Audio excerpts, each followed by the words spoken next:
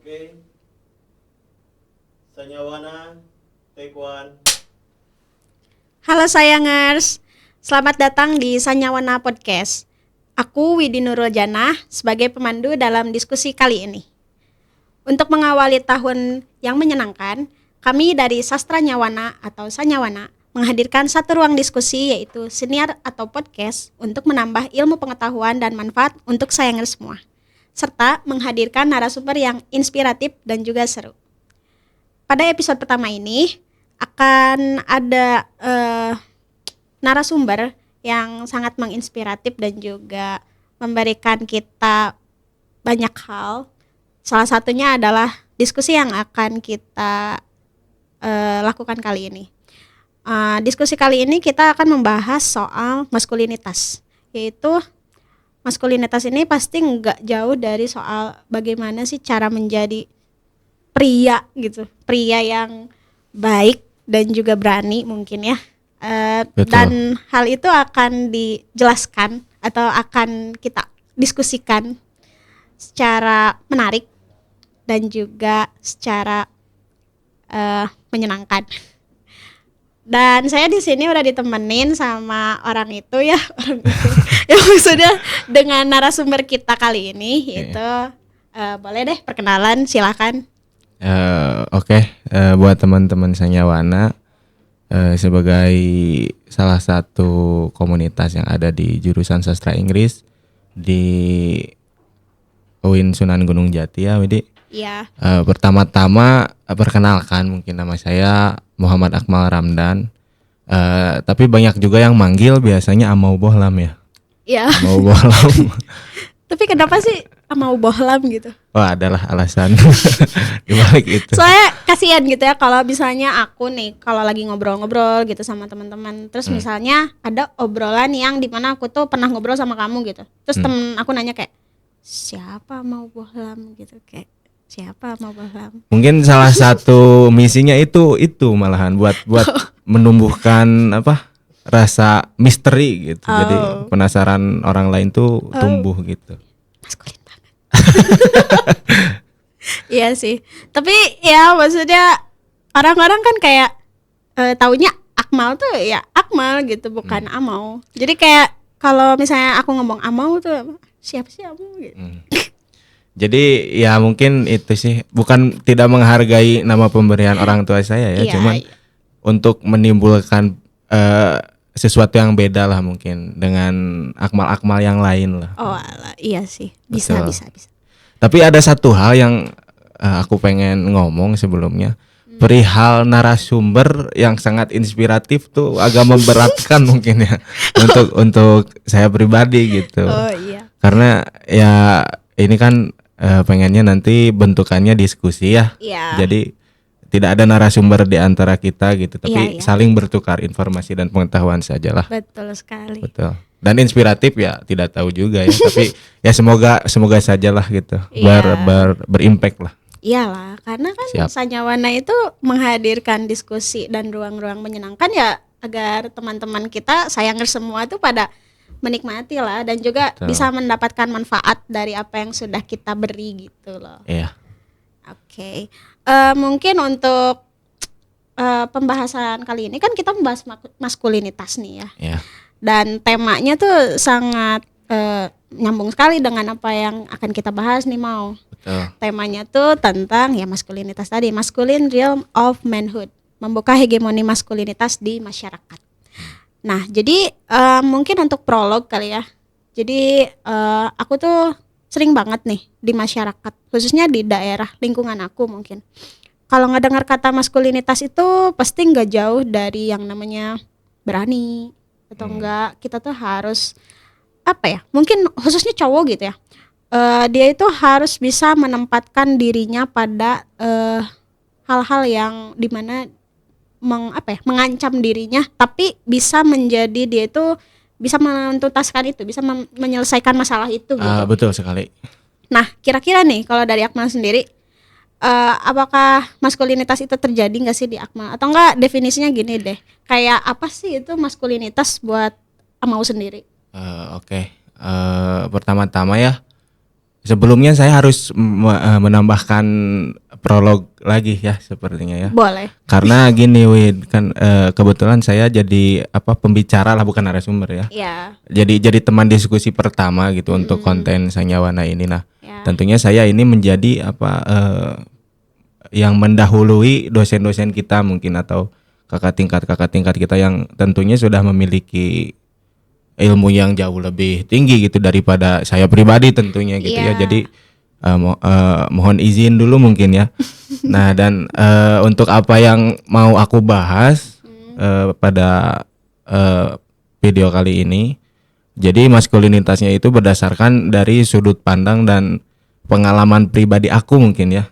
Tidak terlalu menyentuh dunia dan bahasa akademis mungkin. Oke, ya. Oke. Oke. Jadi untuk pertama-tama mungkin pendapat saya tentang maskulinitas adalah sebuah sifat atau sikap gitu yang biasanya tumbuh secara intrinsik gitu di dalam kehidupan seorang laki-laki. Nah, sifat dan sikap itu bisa berupa apa aja nih, Wid gitu. Yang aku pahami itu adalah bisa berbentuk tentang keberanian, tentang tidak pantang menyerah, bekerja keras, bertanggung jawab tentunya, dan mungkin selalu menempatkan kepentingan orang-orang atau saudara yang disayanginya terlebih dahulu gitu, sebelum dirinya gitu sebagai seorang laki-laki yang maskulin dan dalam tanda kutip sebagai seorang pemimpin mungkin ya. Oke. Baik, seperti itu. Nah, jadi berarti definisi menurut Akmal tuh maskulinitas itu di mana dia itu menjadi sosok pemimpin gitu. Menjadi sosok yang gimana tuh? Hal menarik dari maskulinitas salah satunya adalah ketika kita membahas bahwa contohnya di lingkup kehidupan keluarga mungkin ya, cangkupan keluarga gitu. Ya.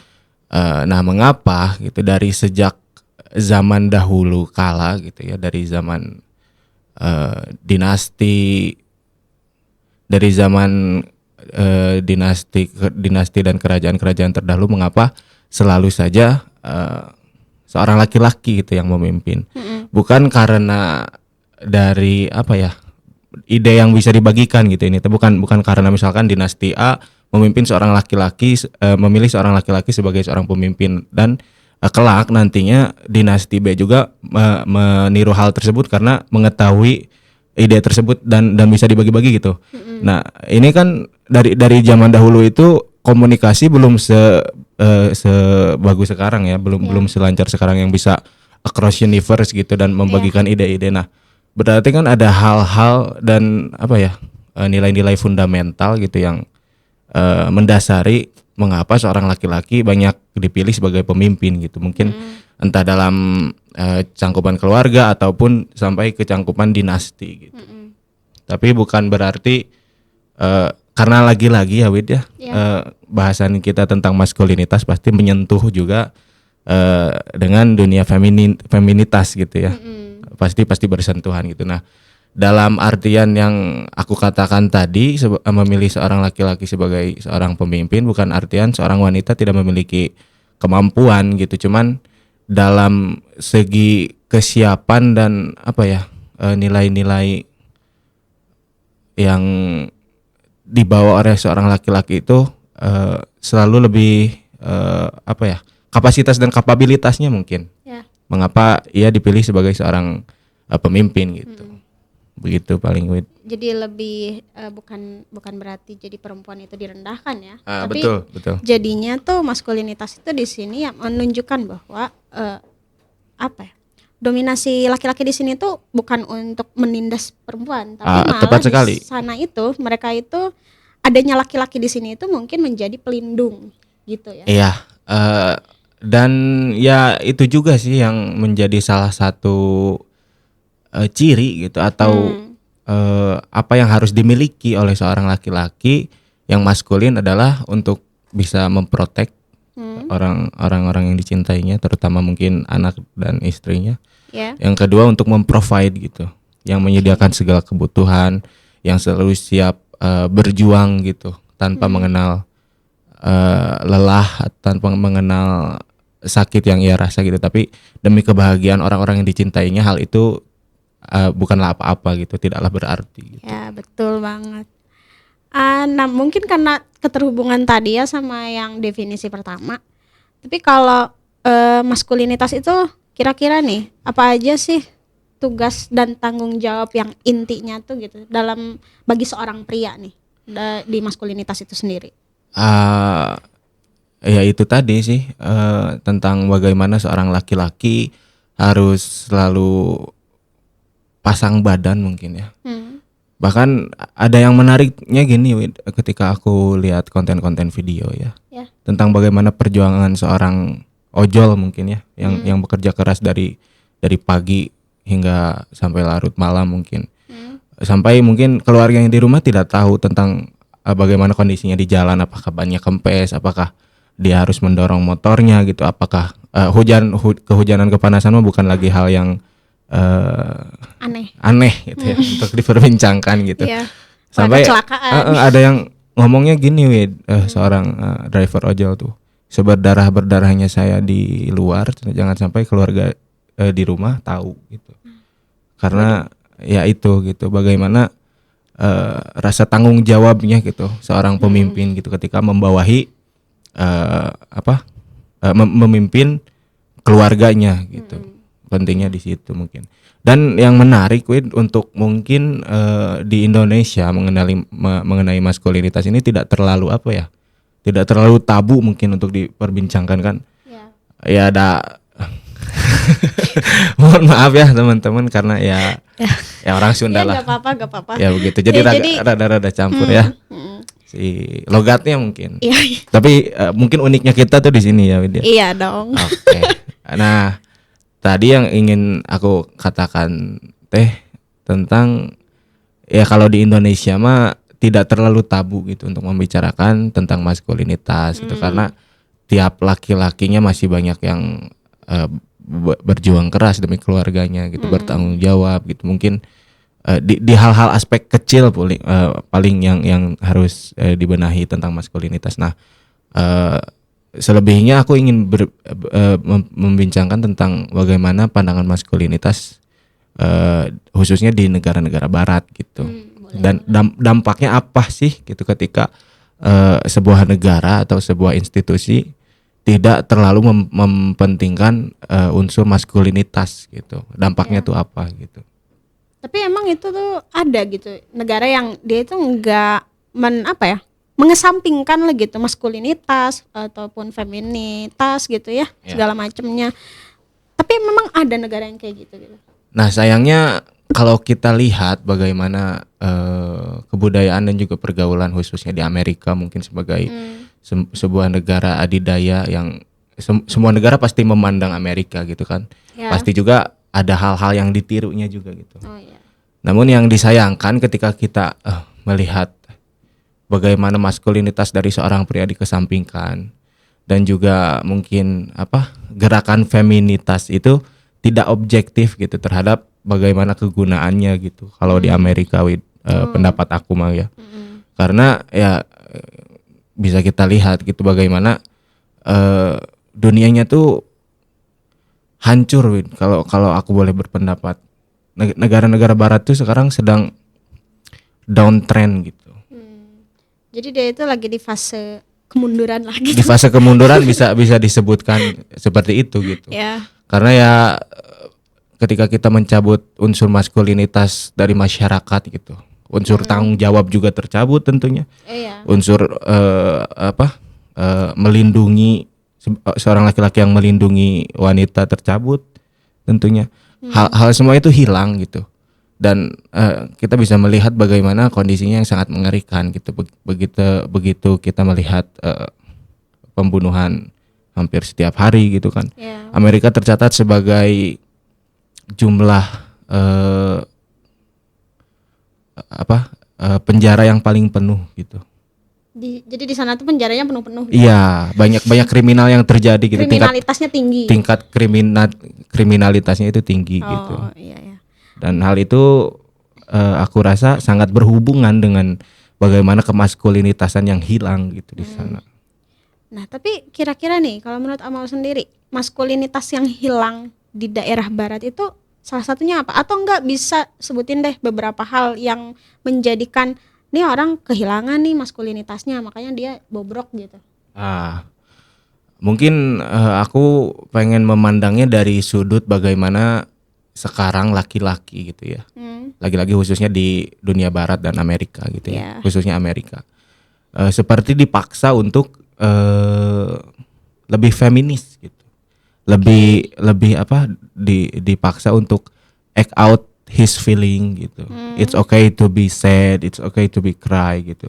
Dan hal itu seperti hal yang sepele namun sebenarnya sangat berdampak gitu. Ya. Sangat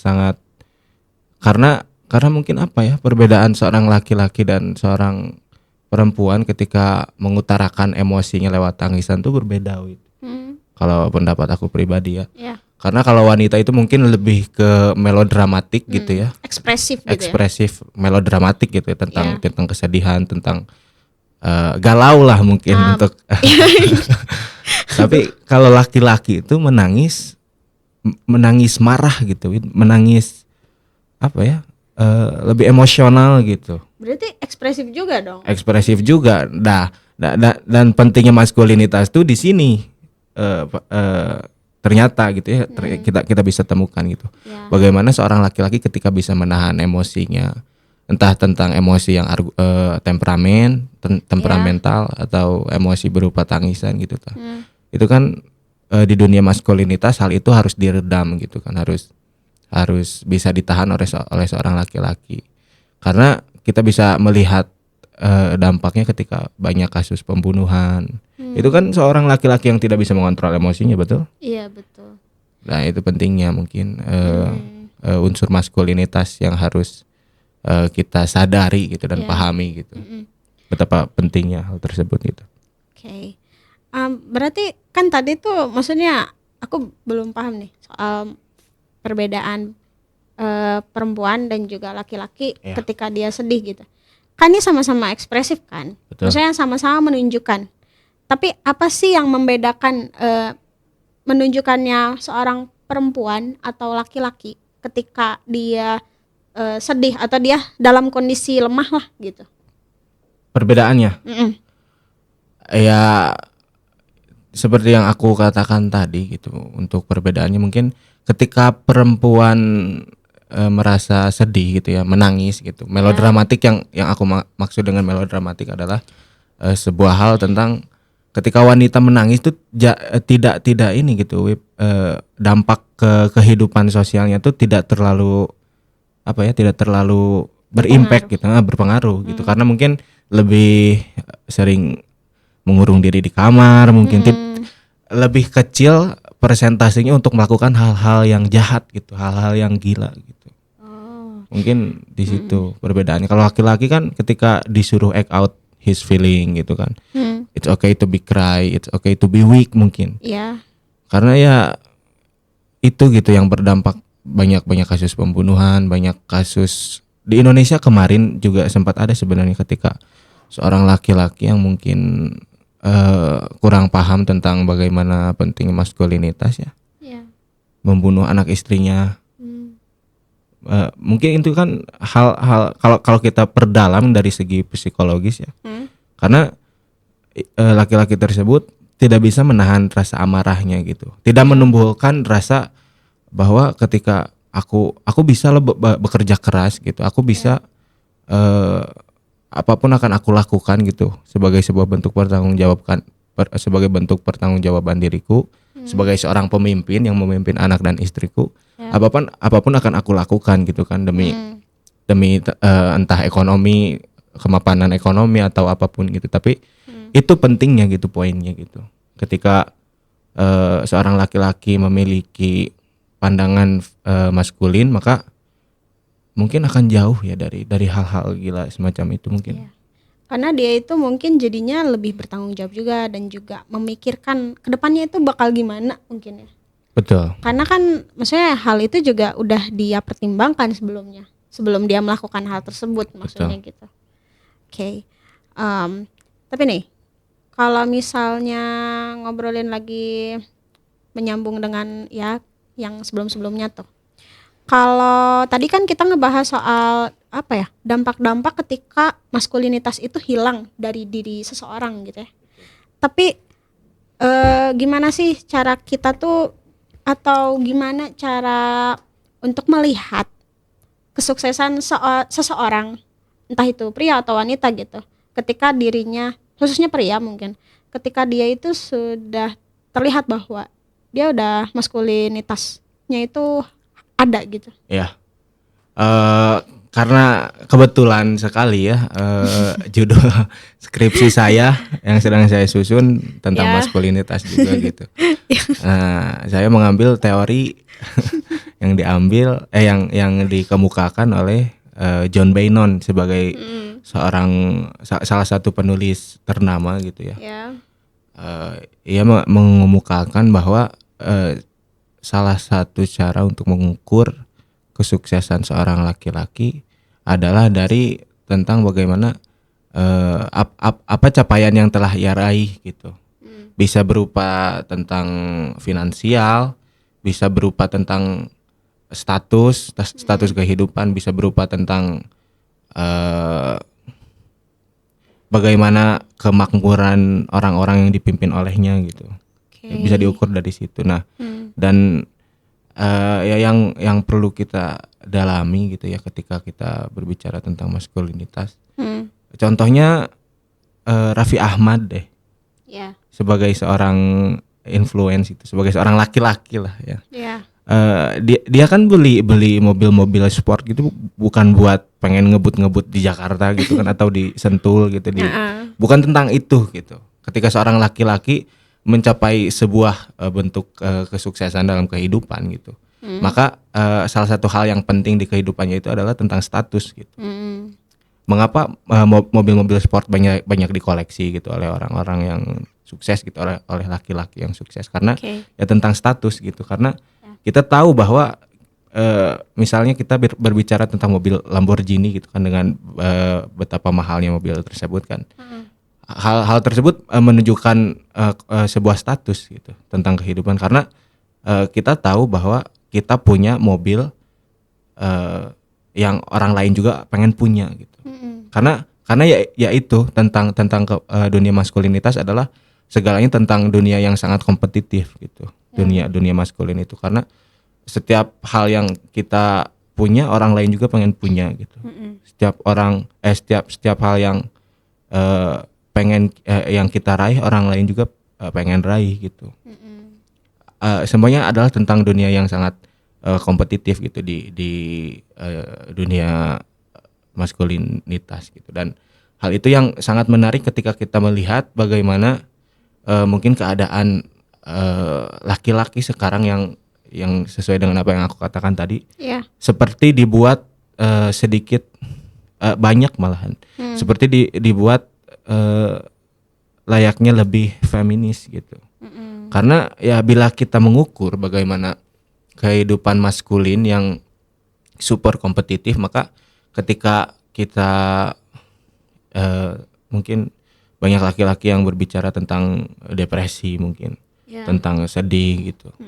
Maka bukan lagi menjadi seorang laki-laki yang kompetitif menurutku. Kalau misalkan dengan segala kesulitan yang yang ada di dunia maskulin gitu ya, tentang kompetitifnya, betapa persaingan itu sangat ketat. Bila kita menambahkan sedikit rasa malas atau rasa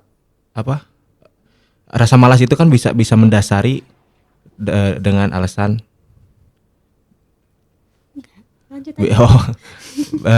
rasa malas itu bisa mendasari banyak alasan gitu. Karena mungkin sebagai alasan mungkin aku tidak ingin bekerja keras gitu. Sebagai seorang laki-laki, maka aku malas, kan itu sebuah bentuk dari malas. Maka alasannya itu mungkin hari ini aku lagi sedih gitu, hari ini aku depresi gitu.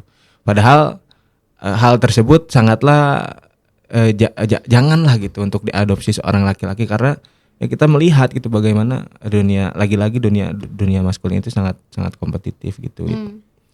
Jadi siapa yang tidak bisa meraihnya ya dia akan terus terkubur gitu. Iya. Sangat Kejam. memang sangat kejam dunia soal. Kejam banget ya, untung aku gak gitu. Ya sih, maksudnya kalau misalnya ngebahas soal laki-laki tuh kadang gitu ya, Widi tuh suka ngerasa, aku pribadi tuh kayak ngerasa capek gitu. Capeknya tuh mungkin ya karena ternyata jadi seorang laki-laki itu berat gitu. Malahan aku sebagai perempuan sendiri merasa jadi cewek tuh lebih enak gitu ya. Karena kalau misalnya ngelihat nih kondisi di keluarga sendiri, kayak aku sama kakak aku gitu ya. Kalau misalnya kita lagi ngobrol nih, ngobrol hal apapun, misalnya ngobrolin soal percintaan nih. Kalau aku misalnya aku galau banget gitu ya, kayak Widi tuh sedih gitu, kayak misalnya bla bla bla bla bla. Pasti jawabannya itu selalu gini. Gitu-gitu aja, sedih gitu. Gak usah sedih, cina pakai ini aja gitu. Yeah. Jadi kayak apa-apa tuh selalu dilogikakan dan buat diri pribadi gitu. Kalau misalnya soal perasaan dilogikakan itu capek gitu. Betul. Nah, mungkin itu juga yang menjadi apa ya perbedaan yang mendasar gitu antara laki-laki dan perempuan, karena yang aku pahami bahwa kalau perempuan itu dominannya itu lebih dikendalikan oleh emosional argumen gitu. Bagaimana cara berpikirnya itu adalah ya emosional gitu, mengedepankan perasaan mungkin ya. Yeah. Sedangkan untuk laki-laki biasanya ia menggunakan tentang bagaimana keputusan kehidupan yang akan dia ambil, tentang bagaimana mimpi-mimpi yang akan ia capai gitu kan. Biasanya lebih menggunakan ini apa, logical thinking gitu ya. Logical thinking. Bukan berarti wanita tidak bisa berpikir ya, tapi ya memang itulah yang mendasar gitu perbedaan antara laki-laki dan perempuan, dan hal itu bagus gitu. Yeah. Karena kita mengapa mungkin laki-laki dan perempuan itu ditakdirkan untuk berjodoh gitu ya. Maksud saya itu bersama gitu. Definisi dari sebuah pasangan itu adalah laki-laki dan perempuan kan. Mengapa hal itu harus demikian? Karena ya untuk melengkapi kekurangan satu sama lain gitu. Ya, Ketika laki-laki terlalu berpikir dengan otaknya, itu juga mungkin kurang bagus gitu ya. Maka harus diredam oleh seorang wanita sebagai seorang pasangannya yang mengedepankan bagaimana hati gitu, yang dipilih sebagai pemilih keputusan-keputusan dalam kehidupannya gitu, dan itu menarik gitu. Oh, jadi saling melengkapi sebenarnya ya. Betul sekali. Berarti kalau kayak gitu mungkin kita apa ya, gimana ya? Aku bingung nih mau ngebahasinnya kepada. Tapi jadinya itu kalau misalkan nih seorang pria itu berhasil nih, dia itu udah berhasil, maskulinitasnya udah ada lah gitu ya. Tapi ada nggak sih aturan-aturan atau enggak hal-hal tertentu gitu yang harus dilakukan sama laki-laki agar orang-orang tuh tahu gitu kalau dia tuh sebenarnya, oh dia ini maskulinitas banget nih, atau enggak, wah dia ini laki banget nih gitu. Mungkin bukan dari maskulin itu bukan sebagai sebuah titel, mungkin ini bukan sebuah gelar yang dia maskulin, dia enggak, dia maskulin, tapi lebih ke apa ya, pembuktiannya aja gitu. Sikap yang ditimbulkannya aja gitu, tanpa perlu kita aku maskulin gitu. Tapi kan bukan hal itu gitu ya. Tapi tentang bagaimana sifat dan sikap yang kita pilih gitu, yang kita terapkan di kehidupan kita, itu yang menjadi hal yang terpenting gitu. Karena kalau istilah maskulinnya dihilangkan juga, asal laki-laki bisa menempatkan dirinya sebagai seorang pemimpin yang baik gitu, maka ya oke juga gitu, tanpa perlu gelar, tanpa perlu apa gitu. Sebenarnya gini, untuk pembahasannya sebelumnya aku ada video yang menarik nih buat ditayangkan, boleh coba? Oke. Wah, ada video apa nih? bentar, mana ya?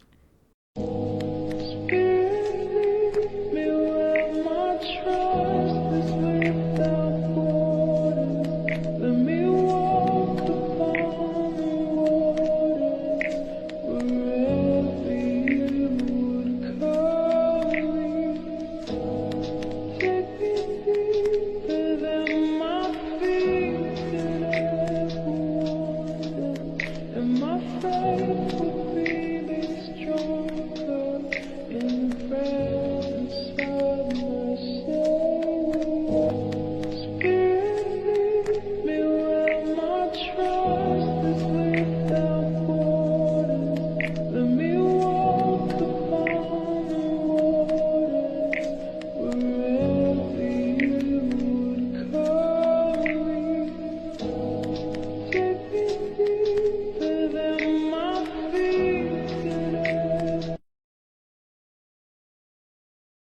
Nah, ya itu gitu salah satu contoh yang aku maksud sebagai seorang laki-laki yang maskulin gitu, tentang bagaimana ia bekerja seharian gitu ya, dari Ya. pagi-pagi sampai malam gitu. Tapi ketika pulang ke rumah dan melihat kondisi istrinya yang sedang sakit gitu, yang Kondisi sedang- rumah yang chaos. yang chaos juga tentunya gitu. Bukan berarti seorang laki-laki itu jadi karena aku udah kerja di luar, kamu bagian di rumah sama kamu semua gitu. Emang tidak seperti itu, tidak selalu seperti itu. Harus bisa memposisikan diri ketika seorang istrinya sakit tadi kan, dia harus sempat menggendong bayinya juga kan. Membackup lah. Being like a true leader, Ya. just like being like a true leader gitu. Ya. Maka ya itu gitu salah satu bentuk laki-laki yang maskulin bisa menumbuhkan sebuah keluarga yang indah gitu. Sebuah keluarga yang sangat sangat bisa saling bekerja sama. Nah, ini juga yang ingin saya bahas adalah tentang bagaimana seorang laki-laki dan perempuan memiliki gender role-nya masing-masing gitu. Jadi apa yang dimaksud dengan gender role adalah tugas yang dilakukan oleh gender kita masing-masing gitu. Ya. Laki-laki dengan tugasnya sebagai seorang laki-laki dan wanita juga dengan tugasnya sebagai seorang wanita. Gitu. Dan bila kembali lagi dengan bagaimana kehidupan di barat, sekarang kita bisa lihat bahwa gender role itu sangat dikacaukan gitu. Sangat ambigu gitu dan sangat abstrak gitu ketika kita melihat seorang perempuan tidak ingin memasak, mungkin tidak ingin membersihkan pekerjaan rumah gitu.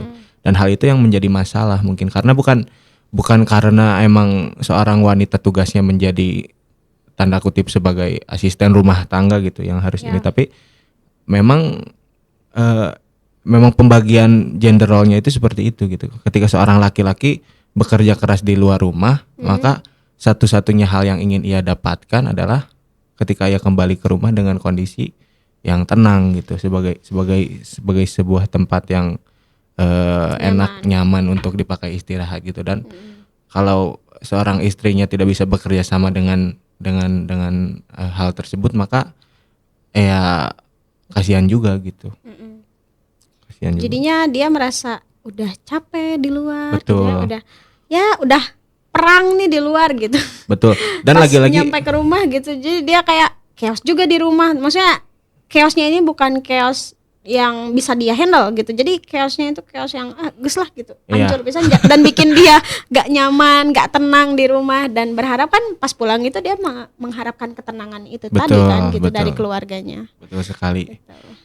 Dan bukan berarti bahwa seorang wanita tidak boleh memiliki karir gitu ya, cuman ya itu terserahlah. Kalau misalkan wanita juga ingin berkarir, tidak apa-apa juga dan wajar juga gitu dengan kehidupan sekarang gitu. Cuman untuk pembagian tugasnya sebagai seorang keluarga gitu, dan itulah yang harus diperbincangkan gitu. Entah toh seorang laki-laki sebagai contoh video yang tadi kan tidak melulu aku udah kerja seharian di rumah dan aku tidak ingin gitu mengerjakan pekerjaan rumah. Tapi ketika kondisi seorang istrinya sedang tidak berdaya kan, dia harus bisa menghandle hal tersebut kan. Iya, betul.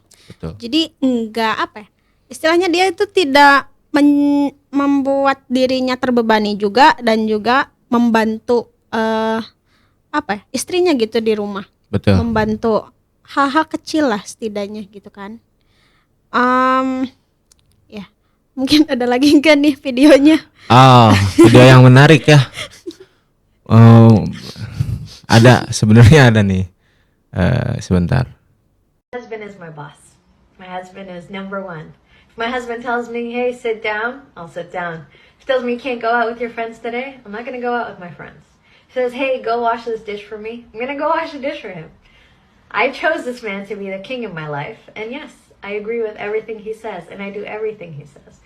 And I did that because I chose this man. I put him in this position of my life, and this is how I honor and take care of and love the man in my life. Nah, boleh dijelaskan sedikit tuh, Nah. maksudnya gimana tuh? Tadi kan ada kata-kata ya. Iya. My husband is my boss gitu. My husband is my king gitu. Ya. And I choose this man because I want this man to be my leader gitu kan, kurang lebih ya seperti itu ya.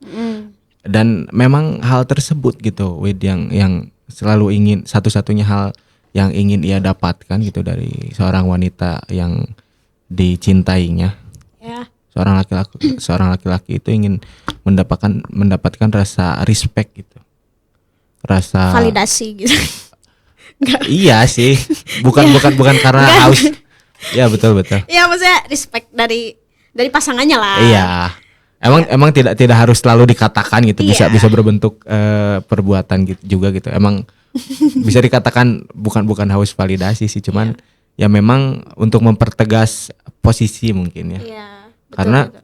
kalau seorang laki-laki tidak menjadi seorang raja di rumahnya gitu, maka di mana lagi gitu ya akan merasa sebagai seorang raja gitu kan. Karena ya satu-satunya kerajaan yang ia miliki, kerajaan kecil yang ia miliki sebelum mungkin capaian-capaiannya di dunia luar itu adalah di rumahnya gitu sebagai seorang pemimpin di keluarga tersebut gitu. Iya, betul. Nah, hal ini juga yang mendasari kembali lagi bahwa ketika seorang laki-laki mencapai sebuah capaian kesuksesan, maka status ini juga yang ingin didapatkan gitu. Bagi seorang laki-laki adalah rasa hormat, rasa respect dari orang-orang yang dicintainya gitu. Dan harus tumbuh juga di hati setiap laki-laki gitu sebagai seorang yang kelaknya akan memimpin gitu. Entah di skala rumah sebagai pemimpin keluarga atau skala tinggi sebagai pemimpin dunia mungkin ya. Oke. Betul. Nah. Kan tadi tuh kita membahas yang ini sampai ke video-video juga ya. Amo punya koleksi video. Jadi tapi videonya video tentang maskulinitas dan juga video-video yang ngasih kita pemahaman bahwa maskulinitas tidak seseram itu atau memang seseram itu mau. Nah, hal ini yang menarik gitu untuk dibahas karena bila kita lihat ya di bagaimana kehidupan dunia barat gitu. Banyak yang memperbincangkan bahwa maskulinitas adalah bahwa maskulinitas itu tidak ada gitu. Yang ada itu toxic masculinity katanya. Tapi itu ada maskulinitasnya. Masculinity-nya ada. Maksudnya maskulinitas yang sekarang ada tuh bukan seorang maskulinitas yang dalam tanda kutip memiliki sifat-sifat positif, tapi malah ke sifat-sifat negatif katanya. Karena mereka merasa bahwa ketika seorang laki-laki memiliki sifat kemaskulinitasan adalah seorang laki-laki yang mendominasi gitu, yang ingin mengatur gitu. Tapi kalau kita melihat bagaimana kehidupan masyarakat di 10 tahun ke belakang atau 20 tahun ke belakang gitu ya. Kehidupannya oke-oke aja gitu bila seorang laki-laki ditempatkan sebagai sosok yang memimpin gitu, sosok yang mengatur. Kita itu sekarang baru tiba gitu kalau pendapat saya di kehidupan di atmosfer kehidupan yang baru gitu, ketika kita baru mencoba ketika seorang laki-laki lebih difeminiskan dan seorang wanita ingin lebih dominan gitu. Nanti kita bisa lihat saja bagaimana dampaknya gitu kan pada masyarakat gitu. Dan sekarang juga sudah terlihat sih sebenarnya gitu bagaimana udah kacaunya. Terasa juga gitu. Apa yang menjadi kayak dunia terbalik kali ya. Jadi kayak peran perempuan ataupun peran laki-laki itu jadi berasa diacak-acak. Betul. Gitu.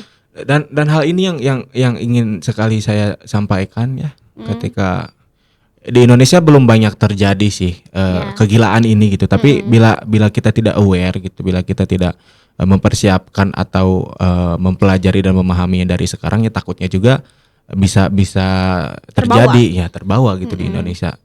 Dengannya kita juga tahu bagaimana Indonesia sangat ingin mengadopsi apa-apa yang dikeluarkan oleh Amerika kan ya. Iya. Tapi doktrin-doktrinnya yang menyeramkan. Hal ini gitu yang ingin saya bahas adalah ketika seorang wanita gitu diposisikan sebagai seorang yang dipimpin oleh seorang laki-laki, bukan berarti derajatnya lebih rendah gitu. Ketika seorang wanita, aku juga ingin berkarir dan aku tidak ingin diam di rumah dengan segala narasi child free yang sempat rame gitu ya. Hal itu yang menarik gitu untuk dibahas karena ya sebagai seorang wanita kemuliaannya itu munculnya di hal tersebut gitu. Iya. Ketika ia bisa melahirkan generasi selanjutnya, bisa mendidik, Merawat. bisa mendidik, bisa merawat, bisa membentuk generasi selanjutnya yang lebih baik. Itu kemuliaan seorang wanita. Jadi ketika kita berbicara kaum feminis berbicara bahwa wanita juga boleh memilih bahwa hidupnya tidak ingin sebagai seseorang yang merasa direndahkan ketika ia menjadi seseorang yang mengandung gitu, yang apa seperti derajatnya lebih rendah gitu daripada seorang laki-laki. Padahal ya yang kita tahu bahwa hal tersebut adalah hal yang Istimewa. utamanya, yang istimewanya dari seorang perempuan, karena laki-laki nggak bisa Melahirkan. melakukan hal tersebut Iya. ya. Dan hal itu gitu yang harus jadi perhatian kita bersama gitu. Bahkan kalau kita membawa terminologi agama ya, kan ini UIN ya. Wow. Bagus bawa agama. Bagus. Kita berbicara tentang terminologi agama, Ya.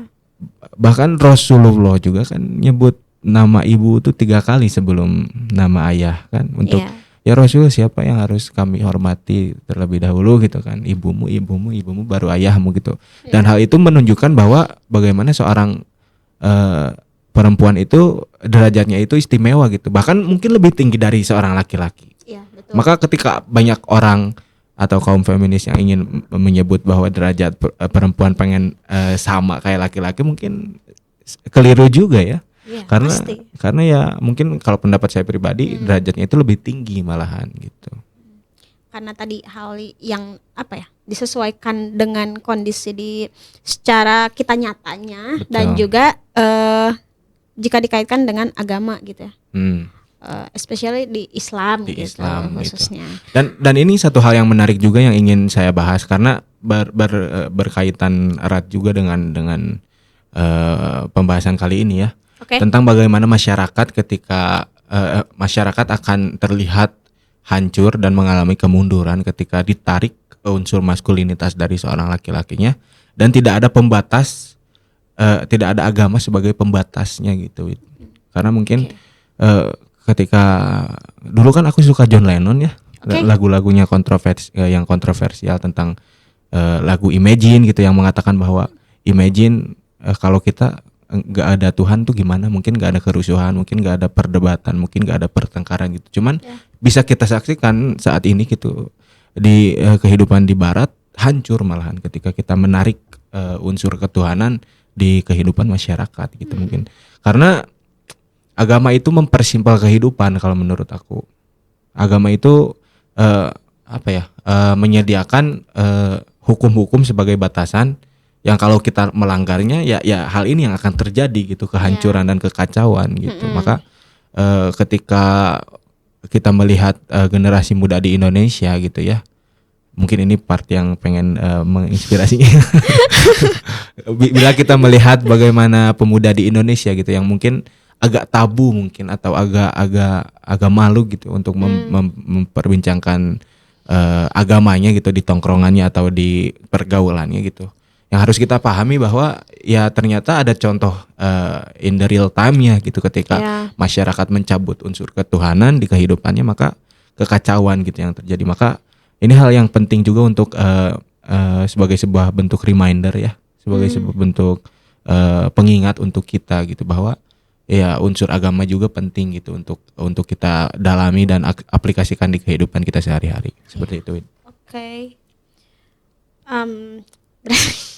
Berarti kalau misalkan nih maskulinitas itu terus hadir dan juga terus diadopsi, entah itu secara pribadi ataupun secara di masyarakat gitu, maka si nilai positif tadi yang kita ambil itu akan terus berkembang dan akan terus menjadi pelindung tadi buat entah itu diri seseorang ataupun di masyarakat. Betul sekali. Karena aku percaya bahwa maskulinitas adalah, sikap maskulinitas adalah benteng terakhir gitu dari kehancuran masyarakat. Karena jika benteng itu ditiadakan, bahwa ya masyarakat jadi free for all aja gitu. Jadi tidak ada batasan, tidak ada aturan yang harus dia mencegah kita gitu untuk melakukan sesuatu yang salah gitu. Maka hal itu yang penting gitu. Oke. Sebenarnya aku banyak video yang dipersiapkan untuk untuk acara ini ya. Videonya banyak. Boleh diputar lagi? Iya, boleh.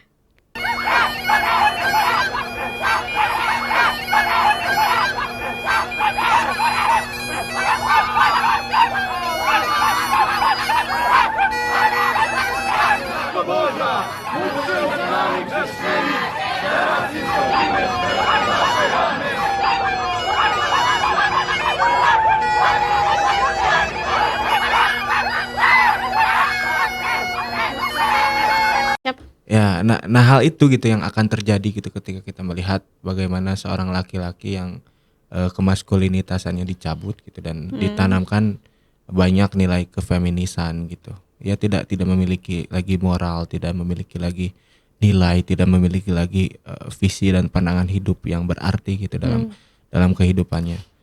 Jadi Dan yang terjadi adalah hal kegilaan tersebut gitu. Ya. Ketika sebenarnya mereka juga bingung mungkin ya untuk berdebat gitu, makanya mereka bereaksinya dengan hal-hal gila tersebut gitu. Hal-hal yang masih bisa mereka jangkau dan juga mereka nggak perlu berpikir panjang gitu. Betul, mungkin Nggak perlu banyak ribet banget. karena mereka juga nggak punya argumen yang jelas mungkin dengan apa yang mereka ingin gitu. Iya, Mungkin, karena kan mereka nggak punya tujuan. betul. Tadi lagi-lagi dia tidak punya hal yang apa sih yang harus aku lakukan gitu di dunia ini. Betul. Ataupun entah itu dia membahas soal agama apapun, apalagi terutama pada dirinya sendiri sebagai seorang laki-laki gitu ya. Jadi mungkin dia merasa kayak ya udahlah hidup mah dijalani aja kali ya gitu. Tapi ketika dia menjalani, mereka juga kebingungan, mereka gak punya arah gitu. Mereka Betul. gak punya pedoman how to like apa ya? Jadi how to like to be man gitu. Iya. Kayak gimana ya caranya menjadi seorang pria sejati atau menjadi seseorang yang bisa berarti gitu di dunia ini. Salah satu hal yang penting ketika kita mengadopsi nilai kemaskulinitasan, ketika seorang laki-laki mengadopsi nilai-nilai kemaskulinitasan di kehidupannya, Ya. bahwa dia akan mementingkan tentang moral yang ia miliki gitu, tentang visi dan pandangan dan tujuan yang ingin ia raih gitu dalam kehidupan, dan hal tersebut gitu yang ingin yang akan membatasi seorang laki-laki untuk tidak melakukan hal-hal yang tidak terpuji gitu. Hal tersebut yang akan melindungi society dari kehancuran gitu, mungkin Oke. pendapatku seperti itu. Ya. Nah, kalau misalnya kita melihat dari pandangan masyarakat, menurut Amal sendiri, laki-laki itu ada tekanan tertentu enggak sih dalam bagaimana dia mempertahankan dirinya sebagai seseorang yang memiliki maskulinitas? Nah, hal ini yang lagi-lagi menarik mungkin ya. Untuk dibahas. Menarik. Menarik, semuanya menarik pokoknya. Hal ini yang menarik untuk dibahas karena ketika seorang laki-laki mengadopsi nilai kemaskulinitasan, maka dia harus memiliki mental mental dan hati yang bulletproof gitu, Ya. yang tahan banting gitu. Harus memiliki dan mengedepankan kepentingan orang-orang yang dicintainya terlebih dahulu gitu. Jika kita berbicara tentang tragedi Titanic, di sana nggak ada feminis gitu. Ya. Di sana nggak ada feminis, nggak ada perempuan yang aku ingin mendorongmu. aku kuat, aku siap mati. Enggak ada gitu. Karena ketika memang kehidupan itu switch ke kondisi yang mengancam nyawa. Mengancam kehidupan, maka manusia akan terbagi masing-masing kembali ke gender role-nya masing-masing gitu. Peranan dan fungsinya. Betul. Maka banyak laki-laki ketika tragedi Titanic terjadi, dia tidak memilih untuk tidak egois gitu.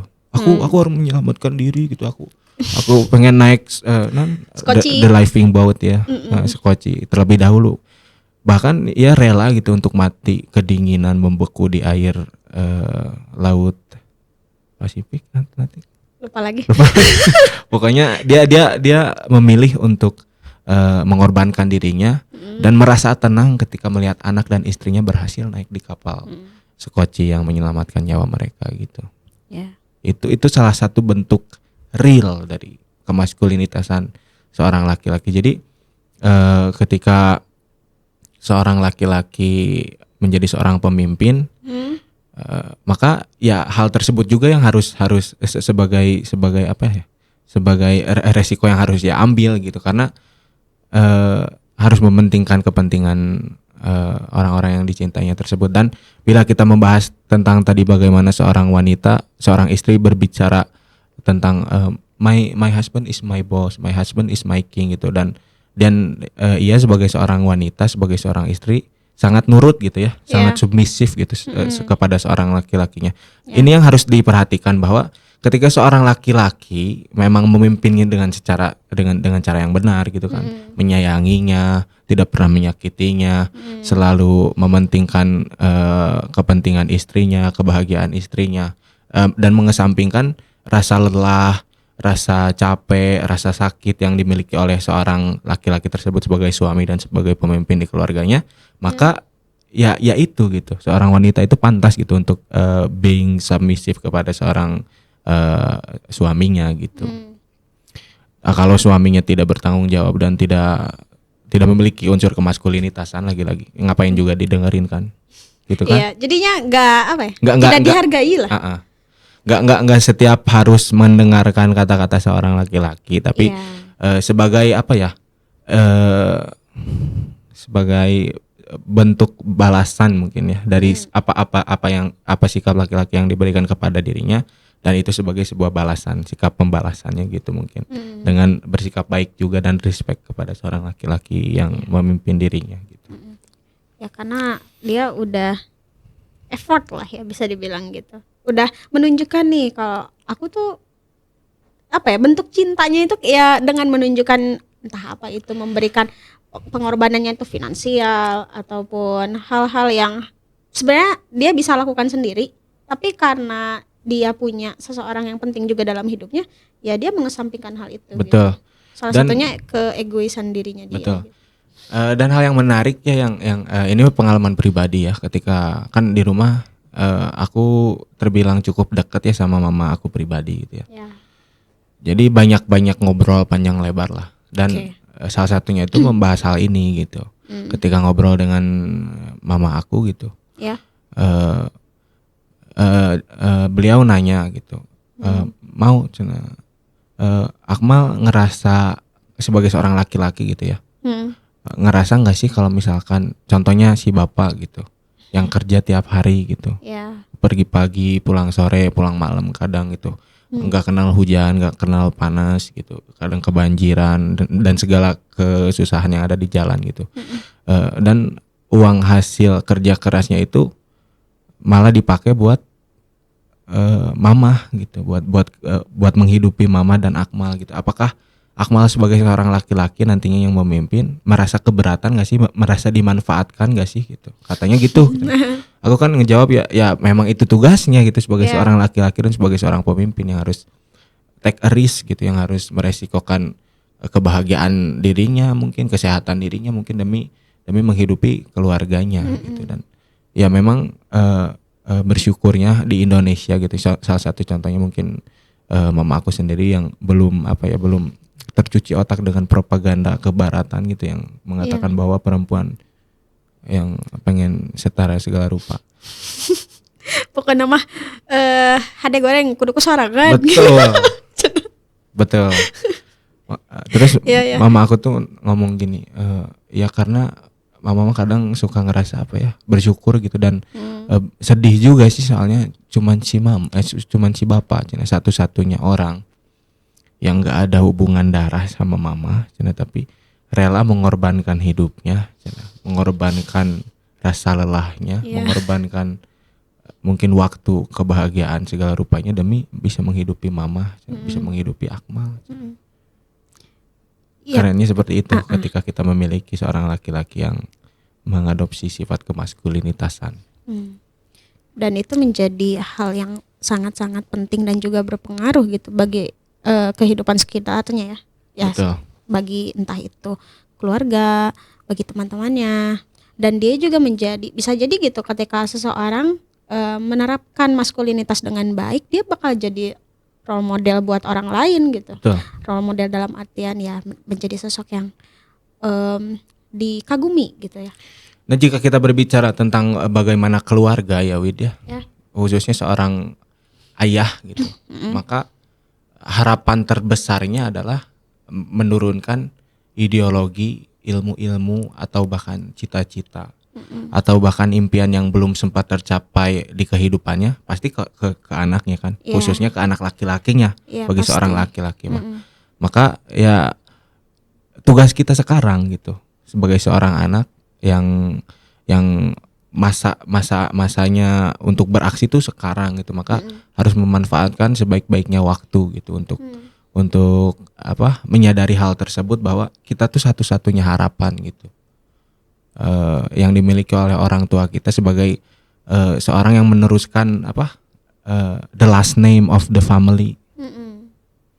Meneruskan cita-cita. Iya, warisan keluarga terbesar itu adalah ketika melihat anak-anaknya pada berhasil kan, ketika anak-anaknya bisa mencapai banyak bentuk kesuksesan dalam hidup, dan cuma hal itu gitu yang ingin dirasakan oleh orang tua gitu.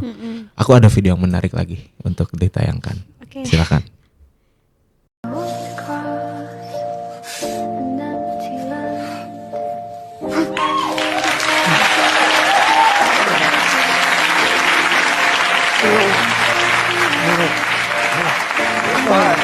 See right here.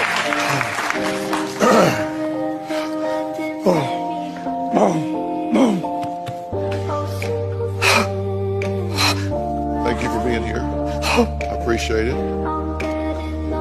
Tell me what you're thinking and feeling right now, Gary. I'm hurt bad.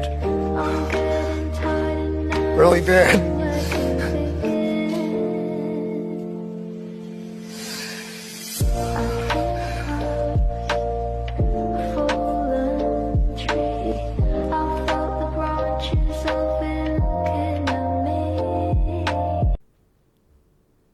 Nah, di sini kita bisa lihat gitu bagaimana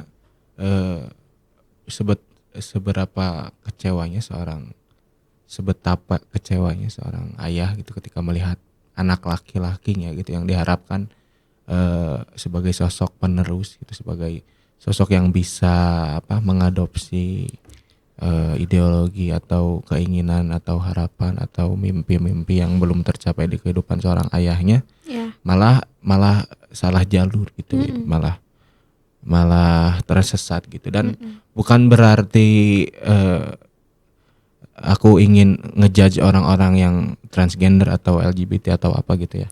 I'm not in that position to judge gitu, to judging them gitu ya. Tapi yang aku pahami bahwa orang-orang tersebut juga ya sebenarnya korban gitu, dari bagaimana propaganda gitu yang dilakukan oleh, mungkin aku percaya gitu bahwa ada orang-orang yang status kekuasaannya lebih tinggi dari presiden manapun gitu. Mereka emang literally ruling the world gitu, yang projecting banyak propaganda gitu, yang salah satunya ya itu memfeminisasi seorang laki-laki gitu. Maka ya sangat disayangkan sekali gitu, maka karena yang aku pahami gitu, ketika seorang laki-laki bingung dengan identitas kelaminnya sendiri gitu, maka akan sangat memiliki kehidupan yang tidak membahagiakan dirinya gitu. Karena mungkin ya sangat bingung nanti untuk memilih pasangan dan sebagainya lah gitu. Tapi hal terpentingnya dia tidak sempat merasakan bagaimana the beauty of being a man gitu. Tidak bisa merasakan bagaimana indahnya ketika memiliki status atau perempuan yang kita perempuan atau keluarga yang kita pimpin dan mereka respect kepada kita sebagai seorang laki-laki gitu. Mungkin hal tersebut yang tidak pernah mereka rasakan gitu. Kasihan Wid sebenarnya. Jadi hal itu hilang gitu. Secara nggak sadar Betul. dia menghilangkan hal yang sebenarnya itu menjadi apa ya? Menjadi harusnya terlihat ketika dia sudah menjadi seorang laki-laki yang benar-benar seorang laki-laki gitu yang telah menjalankan tugasnya dengan baik sebaik mungkin gitu kan ya. Betul. Satu lagi Wid, ada video yang Oh, berhubungan. oke. Boleh. Boleh. Apa? Awalnya jadi inces tuh gara-gara apa sih, Mas? Nah, diputusin sama cewek nyelingkuhin aku, bilangnya ada di rumah, nggak tahu janjian sama cowoknya. Pacar pertama? Pacar pertama lagi disayang-sayangin sama saya disenang-senangin. Jadi awalnya masih suka cewek? Suka sama cewek, Terus diputusin, dia selingkuh. selingkuhin. Hal tersebut juga gitu yang sangat disayangkan gitu ketika kita kan banyak juga yang berbicara ketika banyak sekarang mungkin kaum gay gitu kan yang memiliki kelainan seksual lah gitu, bisa di Penyimpangan seksual. penyimpangan seksual bukan Ya. kelainan ya. Penyimpangan seksual Iya, gitu. iya. Hal yang disayangkan itu mereka mengambil keputusannya dari karena mungkin mereka kecewa gitu sebelumnya dengan hubungannya terhadap lawan jenisnya gitu. Mungkin mereka kecewa gitu, mungkin mereka saking sakit hatinya maka mereka memilih untuk memilih pasangan yang sama gitu. Nah, hal ini juga yang sangat bisa kita lagi-lagi simpulkan bahwa betapa pentingnya maskulinitas gitu. Maka Ya. ketika seorang laki-laki memiliki sifat-sifat kemaskulinitasan maka mungkin tidak akan berpikiran seperti itu gitu. Mungkin it's okay gitu bila kita kecewa gitu sama pasangan, sama lawan jenis gitu. Tapi ya namanya juga hidup kan. Ya. Rasa sedih, rasa sakit itu tuh hal yang wajar gitu untuk dirasakan oleh seorang laki-laki gitu. Tapi jangan mengubah hal yang yang sudah menjadi kodrat kali ya. Betul. Jadi jangan mengubah satu hal yang tidak bisa diubah sebenarnya gitu. Betul. Mau bagaimanapun ya itu diri kamu gitu. Nah yang menarik tuh banyak yang berkomentar di video tersebut. Komentarnya itu ini bukan tentang mengganti pasangan tapi ini Ya. tentang perasaan cina katanya gitu. Ya. Nah ya, itu juga yang ingin aku sampaikan bahwa jangan lemah lah gitu sebagai seorang laki-laki gitu. Karena ya kita tahu posisi kita sebagai seorang pemimpin yang harusnya memimpin. Bagaimana mau memimpin kalau emang kita juga tidak bisa kontrol our emotion gitu. Gak bisa mengontrol emosi Betul. dengan baik. Bahkan mungkin alasan dari wanita yang meninggalkan si A tersebut ya. Mungkin karena Iya. iya. Mungkin karena si AA-nya tuh tidak bersikap sebagai seorang laki-laki gitu. Karena aku percaya bahwa wanita itu akan selalu bertahan, akan selalu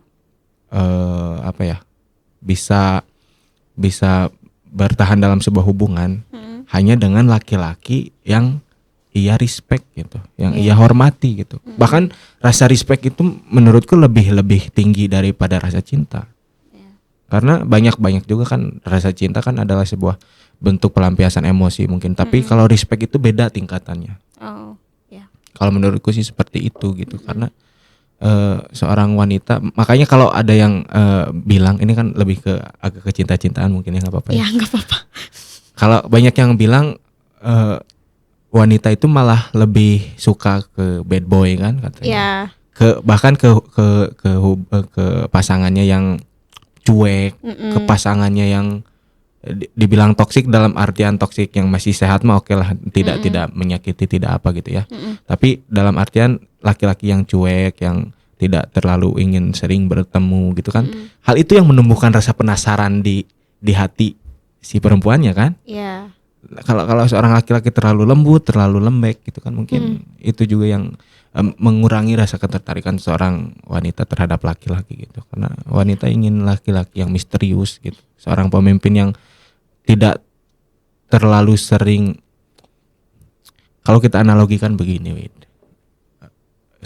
Seekor singa itu mengapa bisa dijadikan sebagai raja hutan?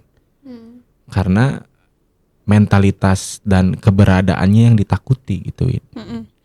Kalau memang setiap hari kita bertemu dengan singa dan setiap hari misalkan kita elus-elus kepalanya gitu, maka kesakralan dan kemisteriusan keberadaannya itu hilang gitu. Maka rasa hormat kita akan hilang terhadap singa tersebut, rasa takut itu akan hilang terhadap singa tersebut. Maka mungkin kemisteriusan itu yang perlu dijaga gitu, yang ya dalam artian jangan lembek lah gitu, jangan lebay lah gitu. Jadi seorang laki-laki harus bisa being a man gitu. Oke.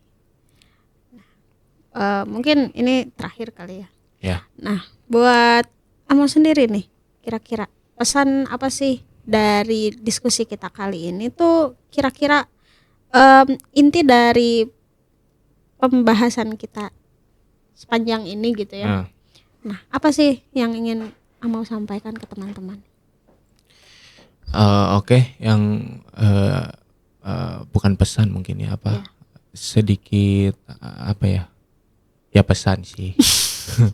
yang ingin aku sampaikan kepada tiap laki-laki di luar sana, bahwa memang tanggung jawab kita di kehidupan masyarakat itu besar gitu, karena kitalah yang akan mempengaruhi bagaimana masyarakat ini bergerak, apakah ke arah yang lebih baik apa ke arah kemunduran gitu. Kita yang juga yang menjadi sosok berpengaruhnya gitu. Maka mari kita menjadi laki-laki yang lebih bertanggung jawab, lebih